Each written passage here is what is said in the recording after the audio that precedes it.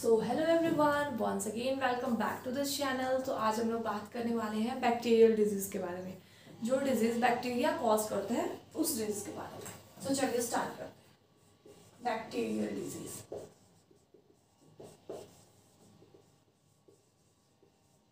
Bacterial disease में सबसे पहला हम लोग इसके बारे में ऐसे पढ़ेंगे कि बैक्टीरियल डिजीज़, उसके कॉजेटिव एजेंट, कौन सा ऑर्गेनिज्म जो है उसको कॉज कर रहा है, और उसके बाद वो लोकेट कहाँ पे कर रहा है, लोकेशन उसके बारे में जानेंगे। उसके बाद सिम्टम्स जानेंगे और हम बाकी की चीज़ें जानेंगे। तो देखो, टाइफाइड, इसके कॉजेटिव एजेंट क्या है? साल्मोनेला टाइफी, आपको पता होगा इतना। Salmonella typhi. उसके बाद ये कहाँ पे एक्ट करता है? तो ये एक्ट करता है स्मॉल इंटेस्टाइन में जाके, स्मॉल इंटेस्टाइन में जाके। हम लोग किसके बारे में पढ़ रहे हैं? बैक्टीरियल डिजीज, है ना। उसमें पहला पढ़ रहा है टाइफाइड। टाइफाइड कौन कॉज करता है? तो साल्मोनेला टाइफी, ये एक बैक्टीरिया का नाम है। उसके बाद कहाँ पे एक्ट करता है? तो स्मॉल इंटेस्टाइन के एरिया। उसके बाद किस कारण से होता है? तो contaminated food and water, contaminated food and water के कारण ये टाइफाइड होता है ना। उसके बाद हम लोग बात करेंगे कि इसका सिम्टम्स क्या है, हम लोग को क्या दिखाई देगा अगर टाइफाइड हो रहा है किसी को। तो यहाँ पे वीकनेस हो जाएगा, लॉस ऑफ एपेटाइट हो जाएगा, उसके बाद टायर्डनेस रहेगा। इतना नोट डाउन करिए तब तक। हो गया नोट डाउन? वीकनेस हो जाएगा, लॉस ऑफ एपेटाइट हो जाएगा, टायर्डनेस हो जाएगा, और उसके बाद अगर बहुत ही हार्श कंडीशन आ गया या फिर सीवियर केसेस आ गए तो उसमें डेथ भी हो जाता है ना। डेथ भी हो जाता है, क्योंकि यहाँ पे क्या होता है सीवियर केसेस में? परफोरेशन हो जाता है स्मॉल इंटेस्टाइन में। सीवियर केसेस में क्या होता है?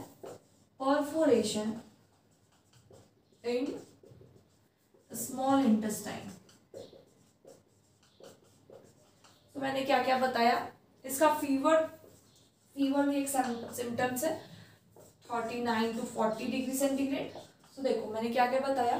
टाइफाइड एक बैक्टीरियल डिजीज है, वो किसके कारण से होता है? साल्मोनेला टाइफी के कारण। कहाँ पे एक्ट करता है? स्मॉल इंटेस्टाइन के एरिया में।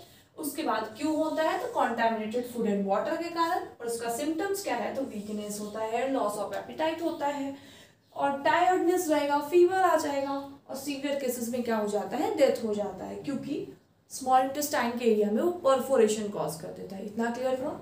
अब कन्फर्मेटरी टेस्ट की बात करें। कौन सा टेस्ट किया जाता है कि ये पता चल जाए कंफर्म कि हाँ इसको टाइफाइड हो रखा है? तो वो होता है विडाल टेस्ट। डॉक्टर को सुने में होंगे आप लोग कि इसको विडाल टेस्ट कराने की जरूरत है। मतलब क्या कराना है? टाइफाइड का हम लोग को टेस्ट कराने की जरूरत है। तो किस टेस्ट से कन्फर्मेटरी टेस्ट किया बोला जाता है? विडाल टेस्ट, है ना। इतना क्लियर हो गया?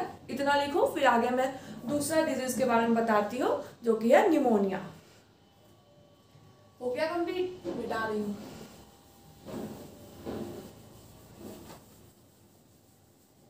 तो चलिए हम लोग सेकेंड डिजीज के बारे में बात करते हैं, दैट इज निमोनिया। उसके कॉजेटिव एजेंट के बारे में, लोकेशन के बारे में, और उसमें क्या सिम्टम्स आते हैं और क्यों होता है। देखो,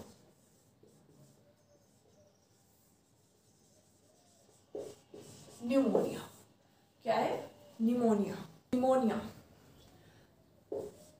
इसका पॉजिटिव एजेंट क्या है? तो स्ट्रेप्टोकोकस न्यूमोनिया। स्ट्रेप्टोकोकस न्यूमोनिया जो है उसका पॉजिटिव एजेंट है। ये कहाँ पे है? लोकेट एल्वियोलाई में जाके यहाँ पे एक्ट करता है, हमारे एल्वियोलाई को वो डिस्ट्रक्ट कर देता है। क्या हो जाता है एल्वियोलाई में? तो हो जाता है फ्लूइड भर जाता है एल्वियोलाई में, गैसेस एक्सचेंज में डिफिकल्टी आ जाती है, इसके कारण से ब्रीदिंग डिफिकल्टी हो जाती है, और पर्सन की डेथ भी हो जाती है। देखो, सीवियर केसेस में पर्सन की डेथ हो जाती है।